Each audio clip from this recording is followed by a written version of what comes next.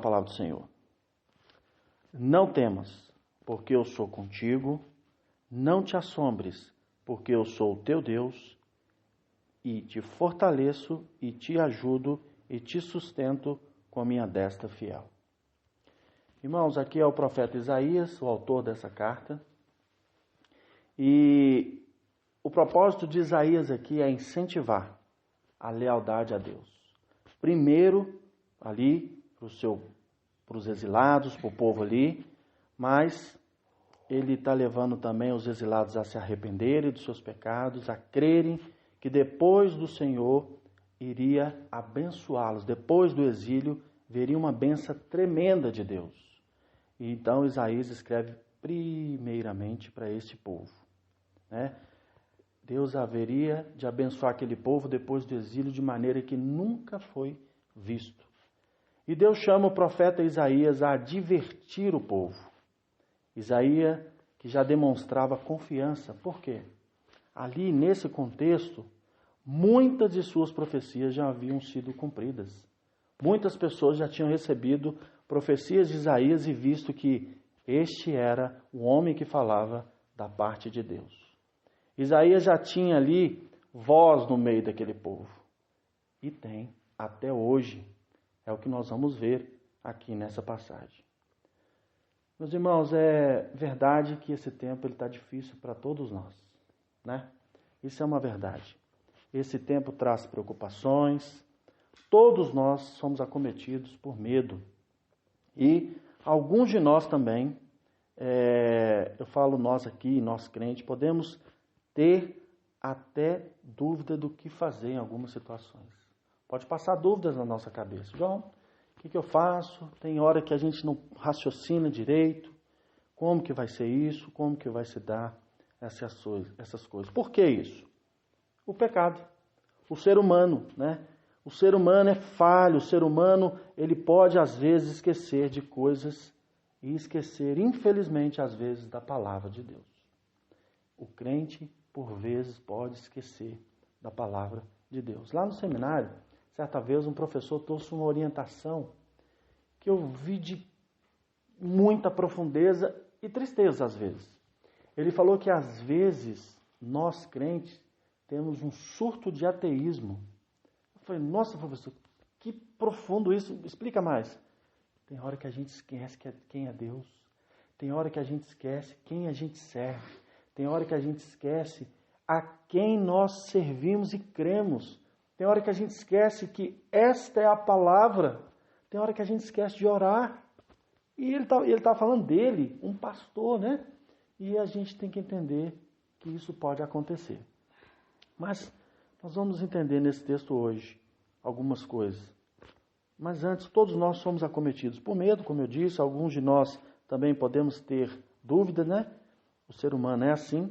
E por isso, Deus deixa a sua poderosa palavra para nós.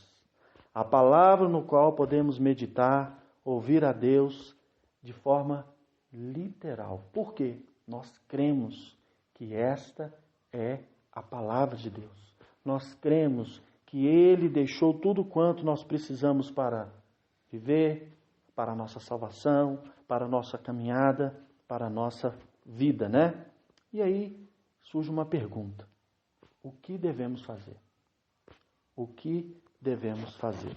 Primeiro, eu queria levar vocês a lembrar e compreender que a aflição é algo normal. A gente tem que entender. Tem gente que não sabe disso. E quando chega a aflição, ela desespera, ela fica doida. Eu não quero passar por isso, mas espera aí. João 16:33. Tenho-vos dito isso, para que em mim tenhas paz. No mundo tereis aflições, mas tende bom ânimo. Eu venci o mundo. Jesus, Ele é tão maravilhoso, Ele é tão perfeito, que Ele já tinha nos alertado. Ele já tem nos alertado, Ele já alertou o teu povo, pois Ele nos mostra que haverá momentos difíceis, mesmo estando nele. Então, o que eu tenho que fazer com isso? Jesus já me avisou. Jesus é o caminho, a verdade, a vida, a sua palavra é a palavra de Deus. Então, Ele já me disse que eu teria e eu passaria por dificuldades. Vamos pensar em um tema? Não há medo para os que confiam no Senhor. Não há medo para os que confiam no Senhor. Eu não estou falando que não vai acontecer, eu não estou falando que na nossa falha isso não pode acometer a gente, mas o tema em cima desse texto. Não há medo para os que confiam no Senhor. E eu quero dividir esse texto em 3 pontos desta promessa de Deus através do profeta Isaías. Primeiro ponto. Somente compreendendo a presença do Deus Emanuel, o Deus conosco, nós podemos passar por essa pandemia, né? Ele diz, não temas, porque eu sou contigo. Olha que coisa que Deus está falando para o nosso coração. Não temas, porque eu sou contigo. O Deus conosco, e nós podemos passar por essa pandemia dando testemunho de fé. Eu sei em quem eu creio. Eu sei o que Ele me falou. Eu sei que nós teremos tribulação. Ele já disse, mas Ele disse, não temas, porque eu sou contigo. Só entendendo, buscando o Deus soberano, a presença de Jesus, é que podemos passar por isso, dando glória a Deus, passar com fé.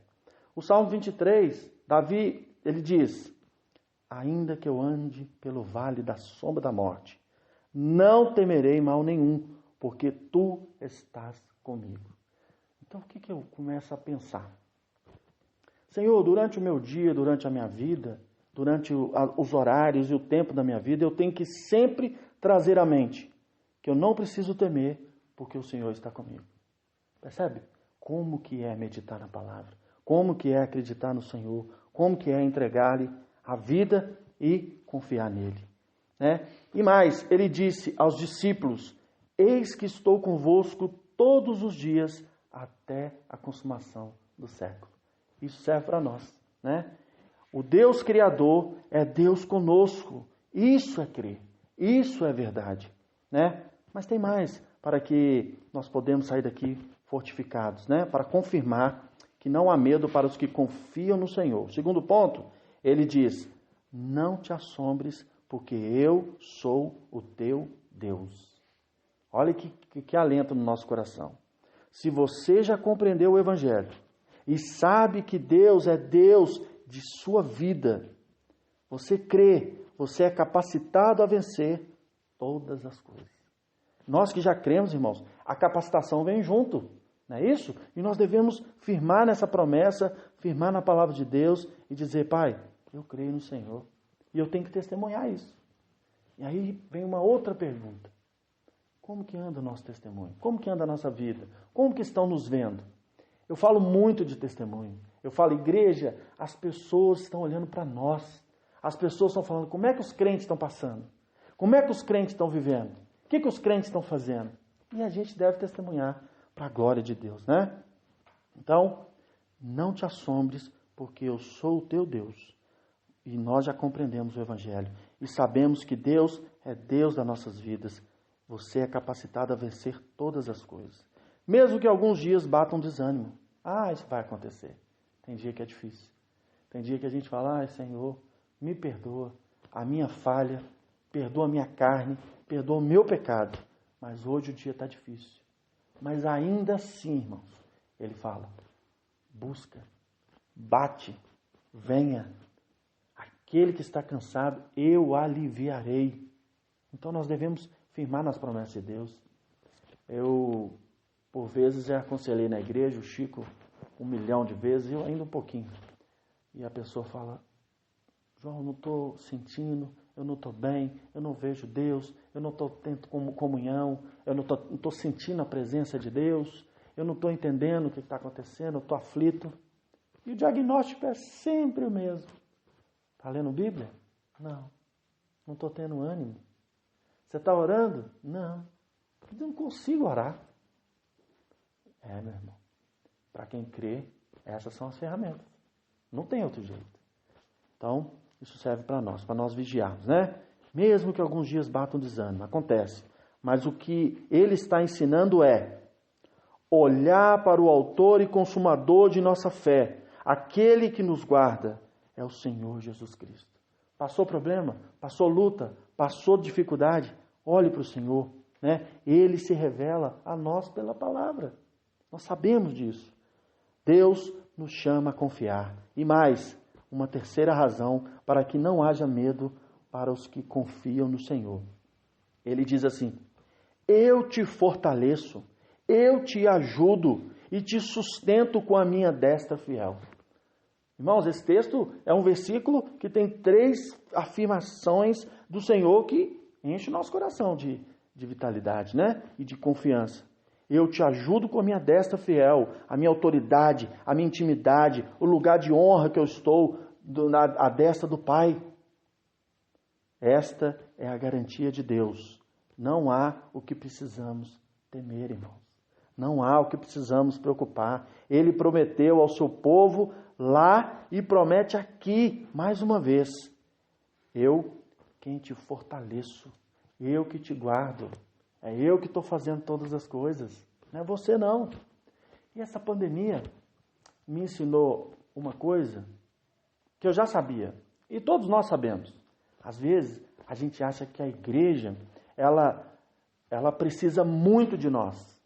A gente acha que nós fazemos muita diferença. E quando a gente vê a igreja sadia, a igreja querendo louvar, a igreja querendo adorar. Hoje eu recebi um presente ali naquela igreja. Porque às vezes a gente preocupa, né, Senhor? Eu sei do meu compromisso de oração, meu compromisso na palavra. Mas os irmãos, por mais que a gente fale, como que está isso? Irmãos, quero falar um negócio para vocês. Que igreja sadia. Eu falo com eles, irmãos, vocês estão sendo abençoados por gostar mais da palavra. Vocês estão sendo abençoados por orar mais. E as respostas estão vindo. E hoje eu quero falar sobre resposta de oração. O que Deus já tem feito? E dei alguns testemunhos. E disse, irmãos, testemunha as respostas de oração que Deus está falando. Vamos ter um dia para a gente falar isso. Uma quinta-feira, uma resposta, seja da enfermidade, seja de um emprego, a gente ter esse tempo para a gente louvar a Deus. É bom a gente falar das respostas de oração. Irmãos, o povo de Deus está sempre sendo chamado a confiar. A palavra de Deus está sempre falando assim, confia, testemunha, em todo o tempo, inclusive nesse tempo de pandemia, de problemas sociais, de confusão.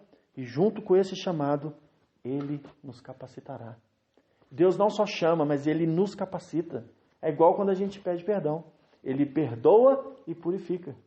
Então Ele capacita a gente a caminhar para a gente não ficar caindo. Lógico, tem a nossa parte. Lógico que nós temos a nossa decisão de não ir mais ali no pecado. Mas é Ele que está nos fazendo. Para a gente concluindo. Pessoalmente, irmãos, eu quero pensar uma coisa aqui com muito temor, não que está no texto, mas sobre esse momento que nós estamos passando. Eu creio que Deus está nos preparando para algo pior. Não é pessimismo não, porque se a gente tiver algo pior, nós temos a palavra de Deus para nos confortar. Mas eu creio que Ele está fortalecendo a igreja que estava acomodada. E eu falo de mim. Quando eu falo igreja, eu estou no meio, né? A igreja está acomodada. A igreja tem orado pouco. A igreja tem lido pouco a palavra no geral, né? Não apontando ninguém. Mas eu creio que o Senhor está usando com isso nos preparar. Ele está usando com isso nos capacitar, né? Eu creio que a igreja realmente acordou para muitas coisas nesse sentido. A ideia desse texto é nos fortalecer, porque Isaías escreve esse texto para trazer fortalecimento para o povo de Deus. Primeiro, o povo no exílio. Depois, nós, como povo de Deus. Nos fortalecer, nos leva a confiar, nos leva a buscar a face de Jesus mais e mais. E é certo que Ele tira todo o peso. E Ele é aquele que nos dá paz.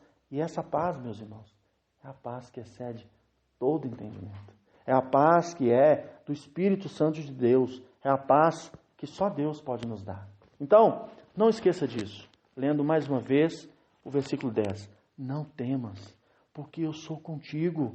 Não te assombres, porque eu sou o teu Deus.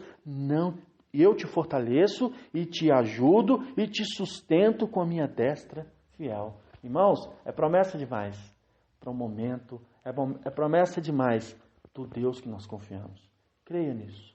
Busque isso. Entenda isso dia após dia. Se algum dia cair um desânimo, isso é normal, isso vai acontecer. O que a gente não pode é viver desanimado, viver triste.